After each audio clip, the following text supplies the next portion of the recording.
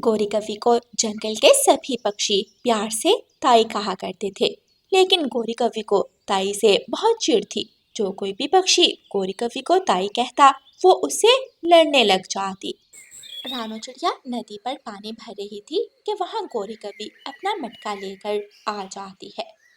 गुड़िया बेटी पीछे हटो, पहले गोरी ताई को पानी भरने दो। ताई होगी तेरी माँ, ताई होगी तेरी बहन। चिड़िया, तूने ताई किसे कहा? तुम्हें अच्छी तरह पता है मुझे ताई से चिढ़ है। मेरा नाम गोरी कवि है और मुझे गोरी ही कहा करो। ताई, आपने तो लड़ना ही शुरू कर दिया। ताई ही तो कहा है, हमने कौन सा गाली दी है आपको? फिर ताई, अगर दोबारा मुझे ताई कहा तो मैं मार मार कर तुम दोनों माँ बेटी के पंख तोड़ दूंगी। अच्छा ठीक है गोरी कवि जी, आप पानी भर ले और जाएं। हमें माफ करें, हम आपसे लड़ना नहीं चाहते। पानी भर लो और जाओ। अगर दोबारा मुझे ताई कहा तो छोड़ूंगी नहीं। ऐसे कहते हुए गोरी कवि नदी से पानी का मटका भरती है। मटका अपने सर पर रखकर घर की तरफ उड़ती है। ताई, ताई, ताई गौरी, ताई। मटका गोरी कवि के सर पर था। गोरी कवि पीछे मुड़ती है। गुड़िया भाग भाग गुड़िया बेटी, जल्दी करो, वरना ये गोरी की बच्ची हमें छोड़ेगी नहीं। दोनों माँ बेटी भागकर घने पेड़ों में छुप जाती हैं और गोरी कवि गुस्से में इधर उधर घूमकर वापस घर चली जाती है। गोरी, पानी ले आई हो तो एक गिलास मटके से पानी का डालकर मुझे दे दो। उठकर खुद नहीं पी सकते? टांगे टूटी हुई हैं क्या तुम्हारी? एक गिलास पानी ही तो मांगा है। कौन सा गुनाह कर दिया मैंने जो काएं काएं करने लगी हो? नदी से पानी भरकर लाना कोई आसान काम नहीं। कल से तुम खुद ही लाया करोगे। अच्छा, मैं खुद पी लेता हूँ। ज्यादा बोलने की कोई जरूरत नहीं। कालू कौवा उठता है, मटके से पानी का गिलास डालता है और पानी पीने लगता है। लगता है आज फिर किसी ने तुझे ताई कहा है जो इतना गुस्से में हो। अभी बताती हूँ तुझे। गोरी कवि कोने में पड़ा झाड़ू उठा लेती है और कालू कवि को मारने लगती है। बोल बोल, अब बोल मुझे ताई। सब मुझे ताई ताई कहकर छेड़ते हैं, अब तू भी मुझे ताई कहेगा? क्या मैं तुम्हारी ताई हूँ? तुमने मुझे मारा, मुझ पर हाथ उठाया। मैं कहता हूँ पक्षियों को जाकर कि तुम्हें ताई कहे। सारा गुस्सा मुझ पर आकर उतार देती हो। जितना चिढ़ोगी उतना ही पक्षी तुम्हें छेड़ेंगे। गोरी कवि सब्जी लेने दुकान पर जाती है। कबूतर चाचा गोरी से पहले खड़ा था। आइए ताई गोरी कवि, पहले आप सब्जी ले ले। शे, तूने ताई किसे कहा? सब कहते हैं, मैंने कह दिया तो क्या बड़ी बात है। ताई ही तो कहा है। गोरी कवि चाचा छमछम की रेहड़ी से सब्जियां उठाकर कबूतर को मारने लगती है। गोरी कवि आलू गाजर टमाटर जो हाथ में आता है कबूतर पर चलाती रहती है और आखिर में एक गोपी का बड़ा फूल उठाकर कबूतर के सर पर दे मारती है। हाय, मर गया, मुझे बचाओ। ऐसे कहते हुए कबूतर पीछे की तरफ गिर जाता है। चाचा छमछम अपनी ऐनक उतारता है और गौर से कबूतर की तरफ देखता है। ताई, तूने तो बेचारे कबूतर को कुछ ज्यादा ही मार दिया। तेरी उम्र का लिहाज कर रही हूँ चाचा छमछम। अगर दोबारा मुझे ताई कहा तो तेरा भी कबूतर वाला हाल ही कर दूंगी। गोरी कवि गुस्से में बिना सब्जी लिए ही वहां से चली जाती है। रानो चिड़िया, मारा, मुझे बहुत मारा उस गोरी ताई की बच्ची ने। कबूतर भैया, आपने उसे ताई कहा होगा। वो तो ताई कहने पर ऐसे गुस्से में आ जाती है जैसे उसे किसी ने गाली दी हो। कल हम नदी पर बैठे थे, गुड़िया ने ताई कहकर उसे छेड़ दिया। वो तो हमने घने पेड़ों में छुपकर अपनी जान बचाई। ताई, मैं तो उसे ताई ही कहूंगा। मेरे पास कहने का क्या फायदा, उसके सामने जाकर कहा तो फिर पता चलेगा। आज तो तुम्हारे सर पर गोभी मारी है, कल पत्थर उठाकर मार देगी ताई गोरी कवि। बुलबुल का बेटा पेड़ की डाल पर बैठा लॉलीपॉप खा रहा था। गोरी कवि पास से गुजरती है। ताई ताई, ले लॉलीपॉप खा ले। ओए छोटे मोटी बुलबुल के बच्चे, तूने ताई किसे कहा? ताई जी, आपको ही ताई कहा है। सब कहते हैं, मम्मा भी तो आपको ताई कहती है और और कल कबूतर चाचा भी आपको ताई ही कह रहे थे। गोरी को बहुत गुस्सा आता है। छोटा बुलबुला मार खाने से तो बच जाता है, लेकिन गोरी कवि गुस्से में छोटे बुलबुले का लॉलीपॉप छीनकर चोंच में लेती है और वहां से चली जाती है। तोता किसान के खेत से लाल मिर्ची तोड़ता है और जंगल की तरफ उड़ जाता। कबूतर और तोता एक पेड़ की डाल पर बैठ जाते हैं। कबूतर अपना मीठा फल खा रहा था और तोता अपनी लाल मिर्ची खा रहा था। दूर से गोरी कवि आ रही थी। यार कबूतर, एक बार गौरी को ताई तो कहो। ना भाई तोते, मैंने तो कल बहुत मार खाई, आज नहीं मार खा सकता। कल से मेरे सर में बहुत दर्द हो रही है। अगर मैं कहूँ तो क्या इनाम? मेरा मीठा फल तुम्हारा हुआ। एक बार गोरी को ताई कहकर दिखाओ। ताई ताई ताई गौरी कवि, ताई। गोरी कवि सुन लेती है और तेजी से उड़ती हुई वहां आ जाती है। तवनाई तवनाई तवनाई। जो पहले कहा था अब दोबारा कहो। क्या क्या कहा मैंने? मैंने तो तवानाई कहा। गौरी कवि, तवानाई मतलब हिम्मत वाली, शक्तिशाली, तवानाई वाली। और क्या कहा मैंने? गंदी आंखों वाले चिट्टे कबूतर, तेरी क्यों हंसी निकल रही है? क्या कल वाली मार भूल गए? मैं तुम्हारे मुंह नहीं लगना चाहता, काली शक्ल वाले। जाओ यहाँ से, मेरा सर ना खाओ। जिसने तुम्हें ताई कहा है उससे पूछो। क्या क्या कहा तूने मुझे? मैंने कुछ नहीं कहा, तोते से पूछो। तोता ही कुछ बोल रहा था, पता नहीं ताई ताई या फिर तवानाई। गोरी कवि कबूतर की तरफ बढ़ती है।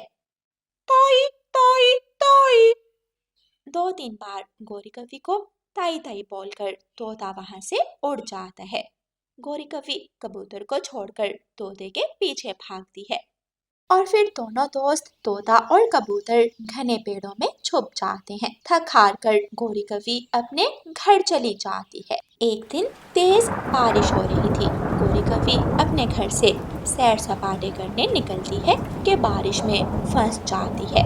अगर यहाँ बैठी रही तो भीग जाऊंगी। किसी बड़े पेड़ के नीचे जाकर बैठ जाती हूँ, फिर ही बारिश से बचूंगी। गोरी कवि उठती है और एक घने और बड़े पेड़ के नीचे जाकर बैठ जाती है। हवा तेज थी।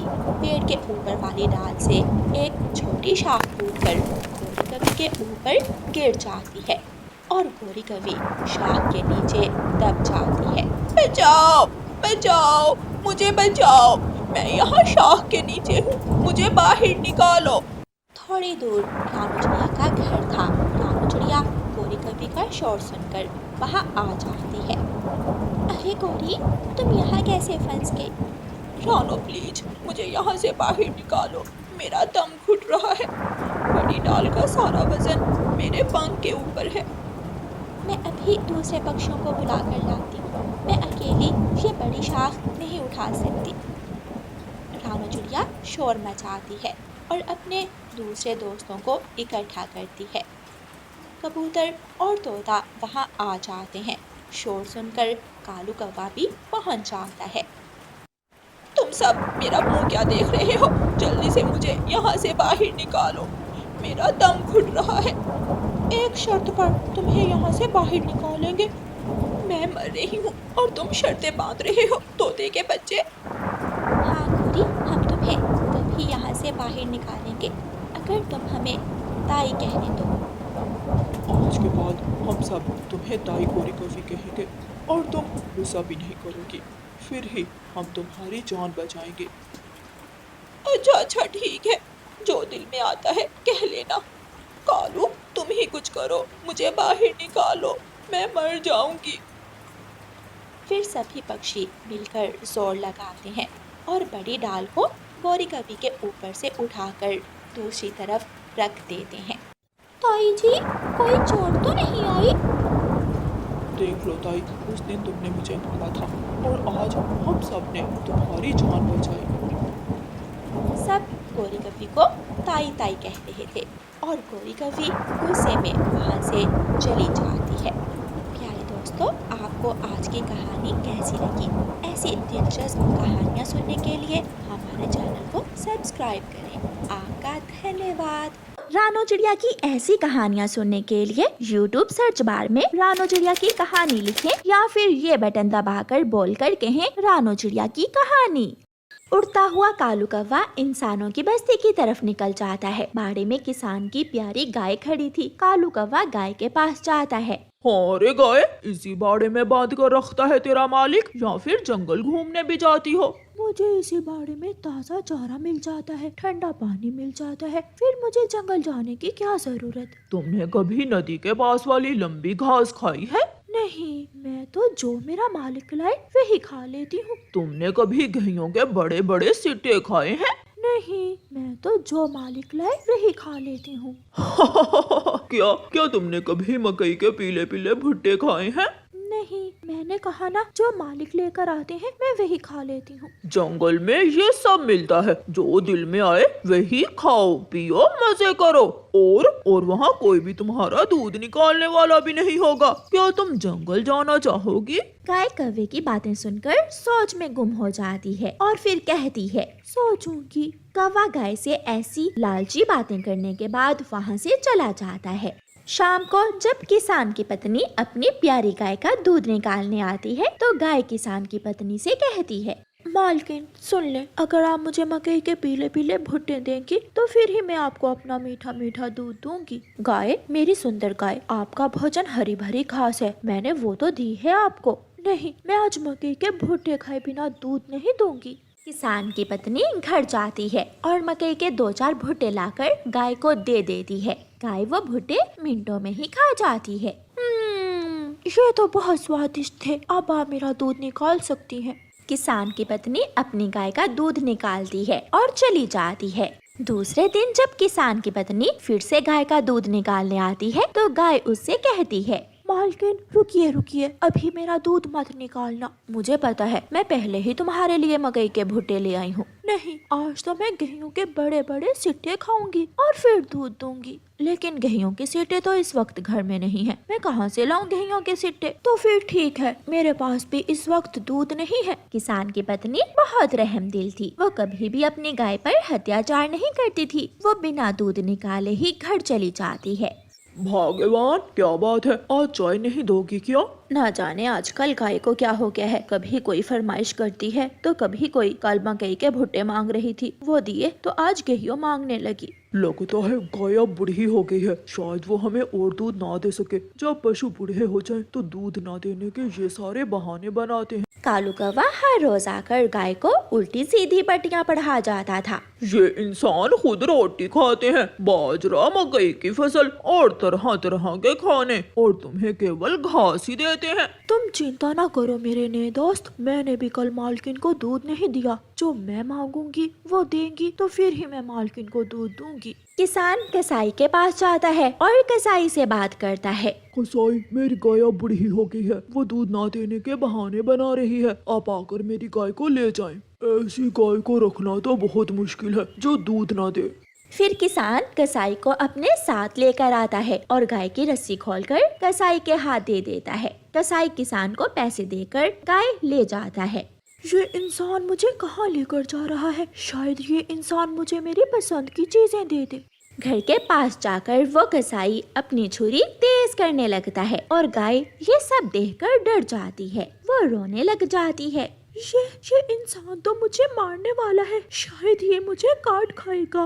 गाय जोर से अपनी रस्सी खींचती है और रस्सी टूट जाती है। गाय भागती है और भागती भागती अपने मालिक के घर पहुंच जाती है। मालकिन, मुझे बचा ले, मैं कौवे की बातों में आ गई थी, मैं सब करूंगी, मैं दूध भी दूंगी आपको, बस एक बार मुझे उस कसाई से बचा लो। ये सुनकर किसान की पत्नी हंसने लग जाती है। पति जी, लग रहा है हमारी पहले वाली गाय वापस आ गई है, आप जाइए और कसाई को उसके पैसे वापस कर दें, अब हमारी गाय हमें दूध देगी। हाँ, मैं पहले से भी ज्यादा दूध दूंगी। फिर गाय समझ आती है कि उसका मालिक ही उसे खुश रख सकता है और गाय खुशी खुशी अपने मालिक के साथ रहने लगती है।